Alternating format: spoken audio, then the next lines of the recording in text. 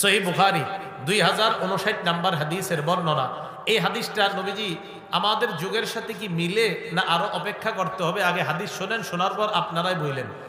ক্বালা রাসূলুল্লাহ সাল্লাল্লাহু আলাইহি ওয়াসাল্লাম, নবীজি সাল্লাল্লাহু আলাইহি ওয়াসাল্লাম বলেন, ইয়াতি আলান নাসি জামান, এমন একটা সময় আসবে লা ইউবালিল মারউ মা আখাযা মিনহু, মানুষ কোনো পরোয়া করবে না সে কোথা থেকে কামাই করলো, আমিলাল হালালি আম মিনাল হারাম, সে কি হালাল পথে কামাই করলো না হারাম পথে কামাই করলো, কোনো পরোয়া করবে না।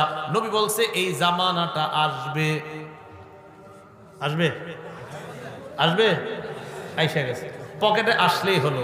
হারাম পথে আসুক হালাল পথে আসুক কোনো সমস্যা নাই, আসলো হলো, বাস পকেটে ঢুকাইলাম। নবীজি কয় মানুষ পরোয়া করবে না সে হালাল কামাই করলো না হারাম কামাই করলো।